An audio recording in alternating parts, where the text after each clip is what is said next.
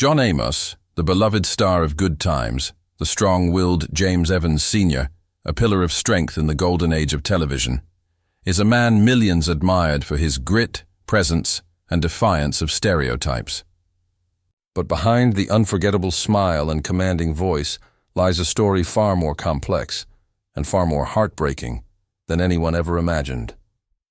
While fans remember him as the symbol of black fatherhood on screen, few know the torment he endured behind the camera, or the truth he kept hidden for decades. This isn't just another Hollywood tale of fame and fortune. This is the story of a man who fought for integrity in an industry that often tried to silence him, a man who risked it all for his beliefs, and paid a heavy price. What really happened between Amos and the creators of Good Times? Why was he suddenly fired at the height of the show's popularity? And what emotional scars did he carry long after the cameras stopped rolling? His journey is one of courage, loss, betrayal, and an untold darkness that haunted his past, stemming from childhood pain, shattered dreams, and a shocking betrayal from someone he trusted most. What he finally revealed in recent years will shake you to the core and make you see John Amos in a completely different light. This is the untold truth of a television legend, and his darkest secret that will leave you in tears. John Amos wasn't just another actor climbing the Hollywood ladder. He was a man on a mission. From the moment he stepped into the role of James Evans Sr. on Good Times, he brought with him a fire, a conviction, a deep, unshakable belief that black families on television deserve to be portrayed with honesty, strength, and complexity. But beneath that power was pain. Long before he ever set foot on a soundstage, John Amos had lived through the bitter sting of racism, systemic inequality, and being told over and over again that his voice didn't matter. Born in Newark, New Jersey in 1939, John grew up in a time and place where young black men were rarely given the chance to dream, let alone succeed. He found solace in sports, even earning a college football scholarship. But the rejection and marginalization he experienced in those early years planted a seed of rebellion. It was this very rebellion that would later clash so violently with Hollywood. When Good Times premiered in 1974, it quickly became a cultural phenomenon. Amos's portrayal of James Evans Sr., a proud, hard-working father trying to keep his family together in a Chicago housing project, became iconic. But as the series progressed, Amos saw a disturbing trend. Instead of focusing on the real-life struggles of black families, the show was increasingly leaning into comedy and caricature, especially through the character of JJ, played by Jimmy Walker. To Amos, it was a betrayal, not just of the characters, but of the very people the show was meant to represent. He pushed back, hard. He confronted the writers, challenged the producers, and refused to let the show devolve into what he called buffoonery. But standing up came with a price. Amos's outspokenness was seen as insubordination. He was labeled difficult to work with, a common weapon Hollywood uses against black actors who dare to speak their minds.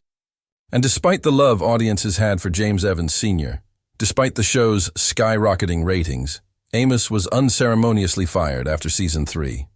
No warning. No farewell, just gone. The man who had helped Good Times become a cultural landmark was erased from his own story. It devastated him. Not just because he lost the role, but because he felt he had let down the very community he fought so hard to uplift. He feared he'd been silenced for good. What fans didn't know was that behind the scenes, John Amos was battling more than just studio executives. He was struggling with the emotional weight of his past, the childhood trauma, the discrimination he endured in sports, the years of being denied a voice. His fight on Good Times wasn't just about a TV script. It was personal. It was about every time he'd been told to sit down and shut up. Every time someone tried to strip away his dignity. And when he was fired, it reopened wounds that had never really healed. In interviews years later, Amos revealed the deep depression he fell into after leaving the show.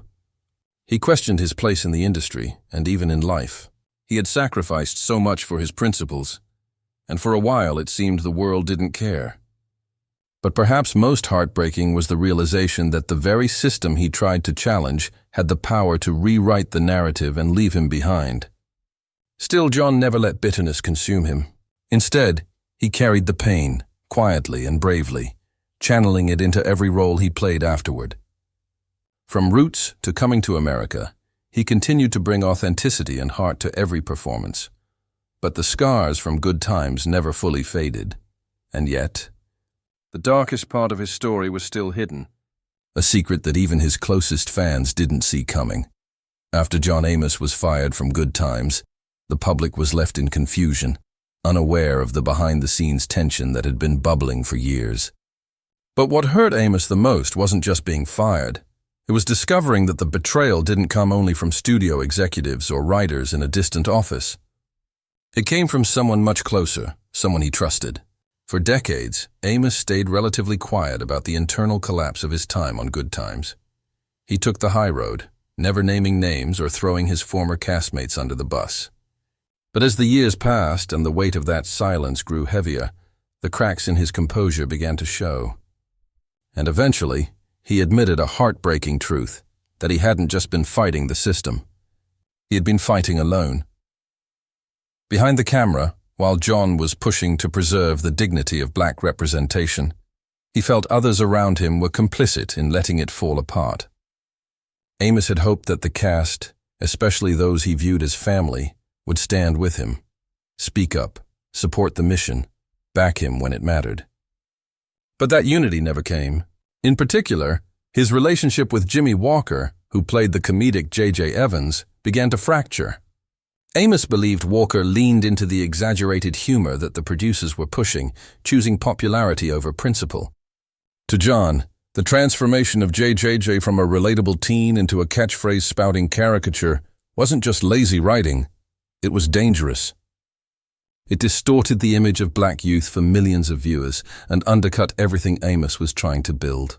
He tried to have conversations, tried to plead with both cast and crew to see the bigger picture. But his concerns often fell on deaf ears. In a rare and emotional interview years later, Amos revealed just how deep the wound went. "I felt abandoned," he said. "I thought we were all in this together. But when it came time to take a stand, I was standing alone." The pain in his voice was unmistakable. This wasn't professional disappointment. This was personal heartbreak. He had walked onto the Good Times set every day with the weight of responsibility on his shoulders, not just as an actor, but as a black man trying to reshape the narrative. And when that fight got tough, those around him, the people he considered brothers and sisters, didn't fight with him. That sense of isolation haunted him long after the show ended. But there was an even darker layer to the story. Amos later revealed that he had been warned, quietly, off the record, that some members of the production team were intentionally painting him as difficult behind closed doors. They were working to discredit him, using every disagreement as proof that he was problematic. What's worse, he suspected that some of these whispers were coming from people on set. People he once confided in. The betrayal stung deeper than anything the producers could have done. It wasn't just professional sabotage, it was a complete shattering of trust. He buried this truth for years. Fans had no idea of the emotional toll. To the public, John Amos was the tough, no-nonsense father figure, never rattled, never broken. But behind the scenes, he was fighting inner battles every day. The show that was supposed to uplift the black community had nearly broken one of its strongest voices. And the pain of being betrayed by people he had loved and defended left him scarred in ways that few ever knew. Still, Amos carried on. He returned to acting, taking roles that honored his values. But the loneliness, the feeling of being cast aside, followed him like a shadow. It wasn't just a career setback, it was a human tragedy. And as time went on, he realized that some wounds never truly heal. Some truths are too painful to speak, and yet too important to remain silent about forever. For all the praise John Amos received as America's TV dad, few knew the painful irony that haunted him behind the scenes. The fact that the father figure he so brilliantly portrayed on screen was one he struggled to be in real life. While millions admired his portrayal of James Evans Sr. as a strong, protective, and morally grounded father, John was quietly wrestling with the harsh realities of his own family life. Fame and principle came at a cost, and that cost, tragically, was his relationship with his own children. the man who stood tall against the injustices of Hollywood, who demanded dignity and truth on television, couldn't stop the slow unraveling of his most personal role, being a father. John Amos had 2 children, including a son named K.C. Amos, who would later follow in his footsteps in the entertainment world. But the path between them was not without deep cracks. In multiple interviews, John hinted at a strained and complicated relationship with his son, marred by years of emotional distance, miscommunication, and unspoken resentment. While he never publicly aired every detail, the pain in his voice revealed volumes. He had spent so much of his life fighting battles outside the home, against racism, against stereotypes, against producers who wanted to silence him, that he often missed the quiet battles within. Time, that precious thing he had fought so hard to preserve for the fictional Evans family, slipped away from his own children. The irony was bitter.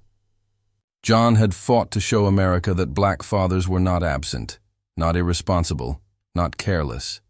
But in the pursuit of that mission, in the whirlwind of controversy, career setbacks, and emotional strain, he found himself becoming emotionally absent from the very people who needed him most.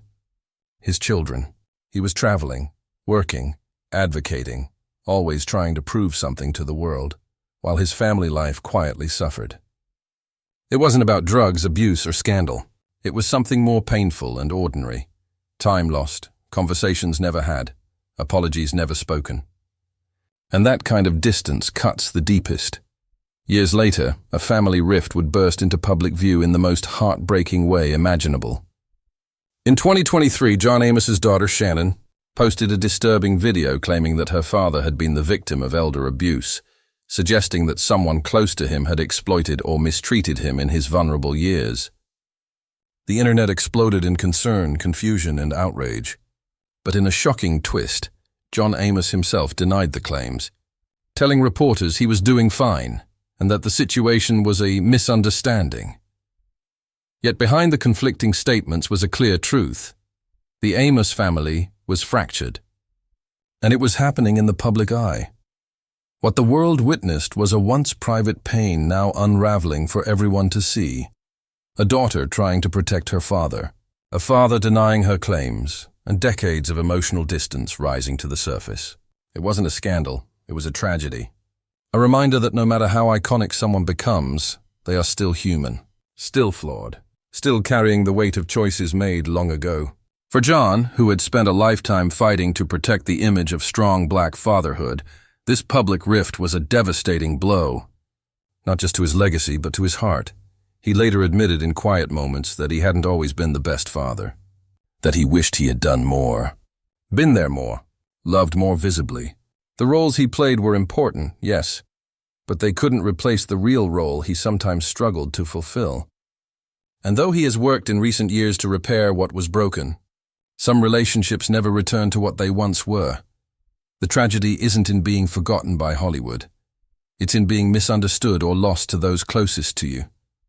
And for John Amos, that pain cuts deeper than any role ever could. In the twilight of his life, John Amos found himself not in the spotlight of a grand Hollywood return, but in something far more meaningful, reflection, reckoning, and a quiet kind of redemption. After decades of carrying the pain of professional betrayal, fractured family bonds, and a long fight for representation, John wasn't chasing fame anymore. He had nothing to prove to the industry that once discarded him. What mattered now wasn't another role or another paycheck. It was truth, healing, and legacy. And against all odds, redemption found him in the very places he least expected. The hearts of his fans, the embrace of time, and the bittersweet bond of family slowly beginning to repair itself. By the 2020s, John Amos had become something more than a television legend. He became a symbol of perseverance. As younger generations rediscovered Good Times, Roots, and his lesser-known but powerful performances, a new kind of appreciation emerged, one that saw past the headlines and into the soul of the man. They saw not just the actor but the fighter, the father who tried, the man who stood for something when it was easier to sit quietly. At film festivals, in interviews, and during public appearances, fans didn't just ask for autographs. They thanked him for being their first example of strength, for portraying a father they wished they'd had, for never backing down. These weren't just compliments. They were acknowledgments of his impact, his sacrifice, and his bravery. But the truest form of redemption came not from Hollywood, but from home. After the painful public conflict with his daughter Shannon, there were signs of reconciliation. Away from the glare of social media and entertainment news, father and daughter began quietly mending their bond. It wasn't easy. Years of emotional distance and miscommunication don't dissolve overnight. But there was effort, conversations, vulnerability, a desire to understand rather than blame. Shannon began to speak more tenderly of her father in interviews, acknowledging his complex past and the love that was always there, even if it wasn't always shown perfectly. And for John, the ability to express regret, to soften in his older age, was a kind of release he never thought he'd experience. For a man who had carried himself with such stoicism, vulnerability became his greatest act of courage. As the world changed around him, John Amos remained steadfast in his values. He continued to speak out on issues that mattered: racial justice, cultural representation, and the importance of telling authentic stories. Younger actors sought his wisdom, directors invited him for guest roles that honored his legacy, and his work in projects like Roots and Coming to America received renewed praise. But John no longer needed Hollywood's approval. He had become larger than the system that once tried to shrink him. In many ways, he had won, not because he played the game, but because he walked away from it with his soul intact. In one of his most recent interviews, Amos was asked what he hoped people would remember him for. He didn't speak about awards or shows. He simply said, "I stood for something. I tried to be honest, and I loved my people." It was a powerful reminder that legacy isn't about perfection. It's about persistence, about showing up, even when it costs you everything, and about being willing in the end to look back and say, "I could have done better," and still walk forward with grace. John Amos's story is not just one of fame or tragedy. It's a story of resilience, of the battles we fight behind closed doors, of pain we carry in silence, of families fractured and slowly rebuilt, and of the quiet redemption that waits for those who never stop trying. His darkest secrets may have once brought tears, but now, in the final chapters of his life, they bring something else: understanding, compassion, and peace.